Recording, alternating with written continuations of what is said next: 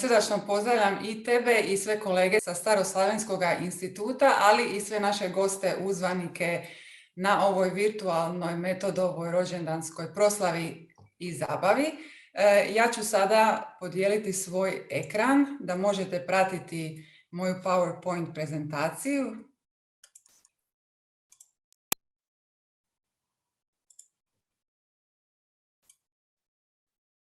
Evo, nadam se da vidite. Kao što je Ana rekla, tema je mog izlaganja Otac hrvatskog glagoljaštva Sveti Metod.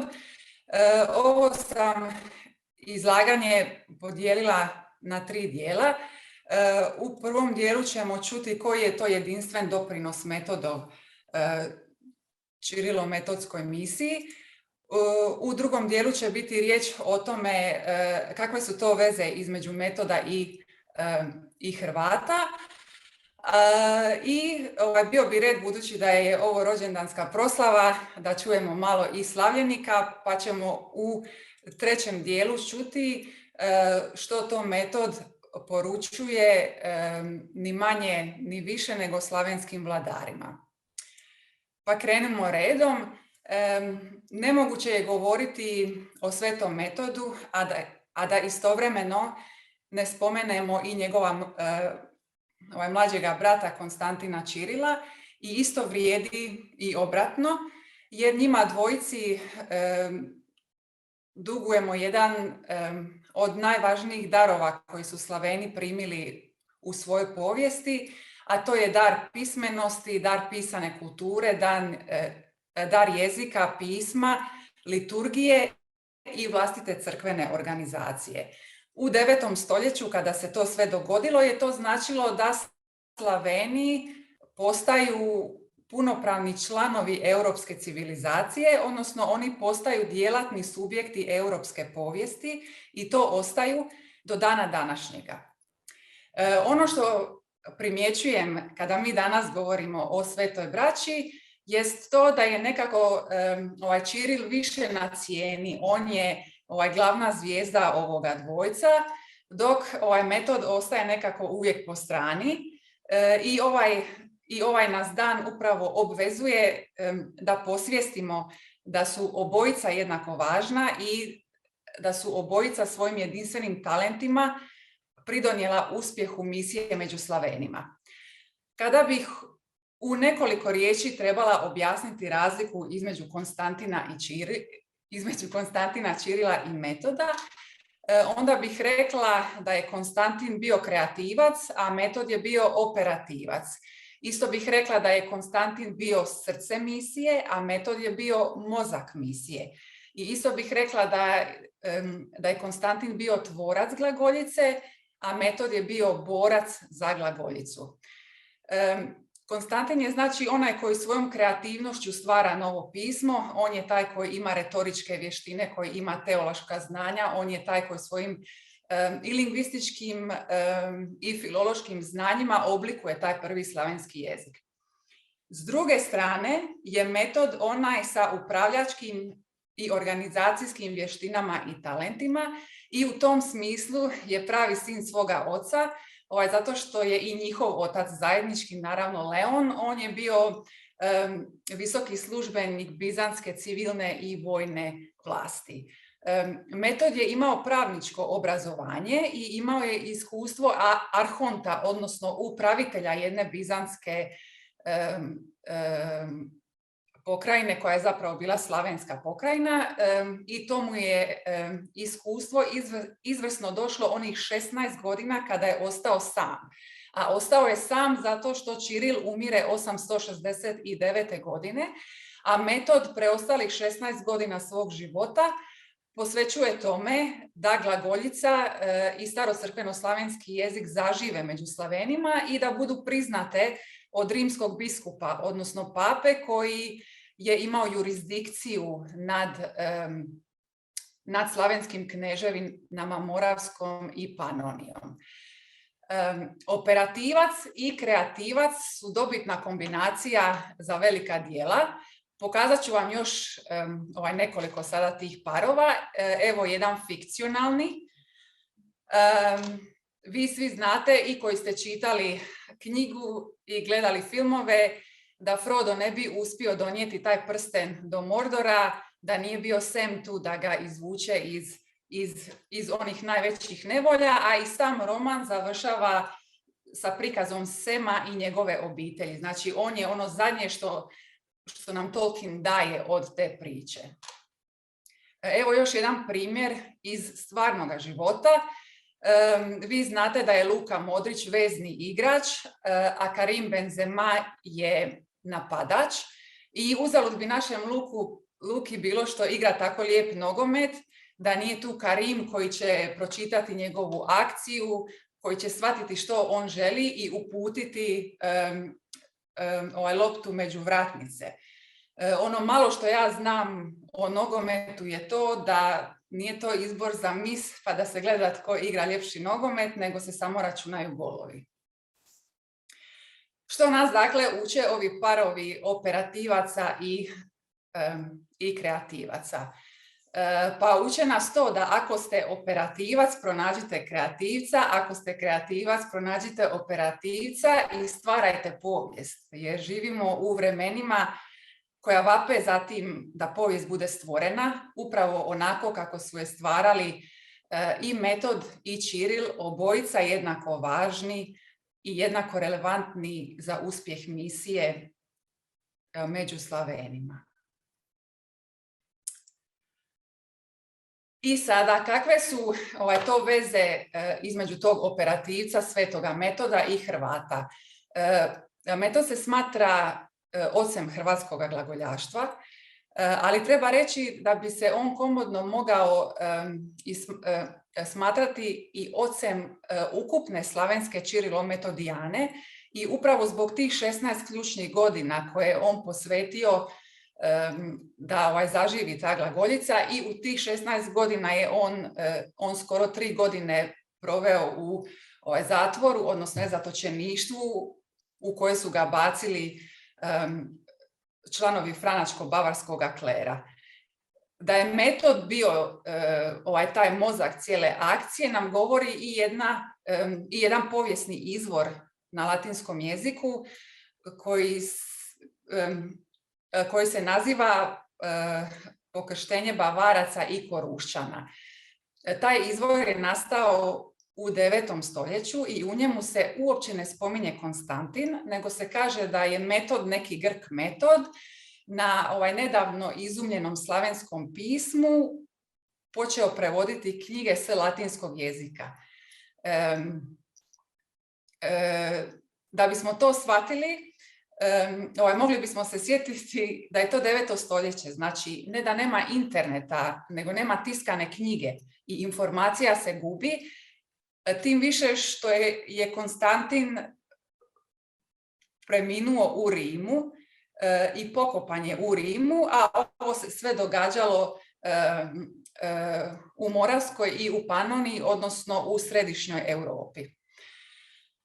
Kad govorimo o Svetoj braći i o Hrvatima, onda treba naglasiti ono što vi već sve znate, da su Hrvati slavenski narod koji je vjerno nastavio stopama Svete braće, zato što su se služili glagoljicom čak sve do 20. pa i 21. stoljeća i ostali su vjerni rimskom biskupu, odnosno svetom papi, odnosno papi, svetom ocu papi. Osim toga, istaknula bih još 4 dodirne točke između našeg Metoda i Hrvata. Prva je ta da Metod prolazi Bizanskom Dalmacijom, naglašavam prolazi, znači ništa drugo ne tvrdim. Bizanska Dalmacija je, evo vidite, ovo ljubičasto i ovo tu je narančasto. Za to nemamo izravne dokaze, ali povjesničari pretpostavljaju da je on 3 puta prolazio Bizanskom Dalmacijom, 2 puta sa Čirilom, a jednom samostalno, i Bizanska Dalmacija mu nije bila glavna cilj, nego mu je bila usputna, ali ono što trebamo znati da je tad Bizanska Dalmacija već imala stanovništvo slavenskoga, odnosno hrvatskoga podrijetla. Druga je, znači, dodirna točka ta što je Metodov nasljednik po Mitri Hrvat. Mitra je ona biskupska kapa i vi znate da je Metod bio panonski nadbiskup, a povijesni slijednik panonske nadbiskupije je današnja Srijemska biskupija. Današnja Srijemska biskupija je očekivano rimokatolička biskupija i njoj je na čelu hrvatski biskup i trenutno je to monsignor Đuro Gašparović. Treća dodirna točka je jako važna zato što se ona tiče prvog povijesnog spomena glagoljaštva na hrvatskom prostoru. I taj spomen je vezan za Splitski crkveni sabor 925. godine. Na tom saboru je odlučeno da se glagoljaši ne smiju rediti za svećenike ako ne znaju latinski jezik koji je bio službeni jezik tada zapadnog kršćanstva, a poslije rimokatoličke crkve. Iste godine i u vezi Splitskog sabora su nam poznata pisma pape Ivana X. I u jednom od tih pisama on kori splitskog nadbiskupa Ivana zato što on dopušta da u njegovim zemljama buja Metodov nauk. Znači, papa se služi ovom sintagmom da označi glagoljaštvo i opet se nigdje ne spominje Konstantin. Opet se moramo sjetiti da bismo ovo razumjeli da je 10. stoljeće i informacije se lako gube. Ugledni hrvatski filolog Radoslav Katičić je pokazao da papa Ivan X. po svoj prilici nije poznavao dokumente u kojima je bila sadržana afirmativna politika njegovih prethodnika prema ćirilskoj baštini. I tako se stvorila ta glagoljaško-latinaška dinamika, da ne kažem sukob jer nije bio sukob, znači bila je to dinamika i ona je potrajala još nekoliko stoljeća na hrvatskom prostoru, ali nikad nije eskalirala jer su glagoljaši uvijek isticali svoju vjernost rimskom biskupu, a najglasnije su to potvrdili kada su svoju prvu hrvatsku tiskanu knjigu otisnuli na dan kada se obilježava katedra Svetoga Petra, znači 22. veljače. Zanimljiv je način kako su sami glagoljaši prevladali tu glagoljašku dinamiku. Oni su naime napravili to da su svetu braću i Metoda i Ćirila ucijepili upravo u tu latinaško-salonitansko-splitsku crkvu i oni su rekli, dijelili su vijest da su sveta braća rođena u Solinu. Znači, što se tu dogodilo? Oni su iskoristili ovu glasovnu podudarnost između ovog bizanskog Soluna, gdje braća i jesu rođena, i hrvatskog Solina. Najrazrađenije je to njihovo solinsko podrijetlo zabilježeno u brevijaru popa Mavra, u kojem piše da su sveta braća rođena u Dalmaciji, u Solinu gradu, od roda Dioklecijana Cesara i svetoga Gaja Pape. Za Dioklecijana znate da je uz Marka Marulića najpoznatiji Splićanin svih vremena, a sveti Gajo ili Kajo Papa je bio papa iz 3. stoljeća koji je bio rođen u Saloni. I tako su naša sveta braća postala Dalmatinci. Evala, rekli bi Splićani. I konačno, što taj Dalmatinac nama poručuje? Sada ćemo čuti izvadak iz Metodove propovjedi koja nam je sačuvana u Kločevu glagoljašu. Vi već dobro znate da je Kločev glagoljaš starocrkveno-slavenski spomenik nastao u 11. stoljeću, po svemu sudeći na hrvatskom tlu. i sve do 15. stoljeća su ga u svom vlasništvu imali hrvatski plemići Frankapani. Cjelovitu Metodovu propovjed možete naći u Damjanovićevu Slovu i Iskona, a ono što ćemo mi sada čuti je 2-minutni isječak koji je posebno za ovu priliku prilagodio i izveo akademski glumac Krešimir Jelić. U ovoj propovjedi se Sveti Metod obraća vladarima, i to slavenskim vladarima, i poslušajmo sada i vidimo je li njegova poruka aktualna i danas.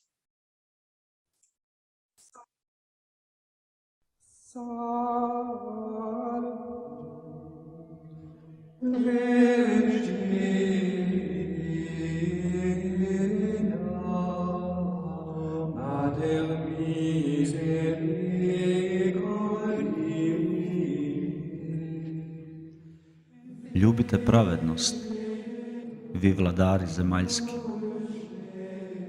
Božja riječ zapovijeda vam ljubiti pravednost, jer pravednim djelima započinje sretan život. Pravednost podiže narod. Grijesi i nepravde narod osiromašuju. Svaki vladar dužan je sve koji su pod njegovom vlašću neprestano učiti sveti Kristov zakon i svojim primjerom pokazati da se nikomu od nižih i podređenih ne čini nepravda. Neka nijedan vladar ne bude zaveden od vraga, pa da usnama ispovijeda da je pravovjeran, a srcem bude daleko od Boga. I neka nitko ne pokušava u tami nemarnosti ili kojoj drugoj nerazboritosti ili zbog tjelesne ljubavi odbaciti ono što su pisali biblijski pisci, apostoli i sveti oci. Oni pak koji su čvrsti u vjeri, jednodušni s Božjim zakonom, te sveto i dobro upravljaju u onome što im je dano od Boga. Neka se dakle zbog toga vesele i nadaju da će u budućem životu čuti blagi glas Gospodinov. Dobri i vjerni slugo, uđi u veselje Gospodara svog.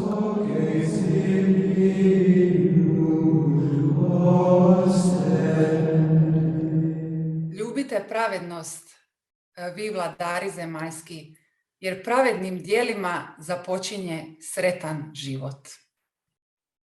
Evo, vjerujem i nadam se da se možemo složiti da ovo Metodovo promišljanje pravednosti kao kriterija i mjerila uspjeha nekog naroda je poruka koja i danas nije izgubila na snazi. I ona nije samo poruka za vladare, nego i za slavenske narode, jer nema vladara bez naroda, a nema ni naroda bez vladara. I oni se međusobno uvjetuju i oblikuju. I zato i Metod i nama poručuje da nam pravedna djela budu, kako kaže Bare, put ka sreći. Evo, s tim bih ja završila ovo izlaganje. Zahvaljujem vam na pozornosti i hvala najljepša.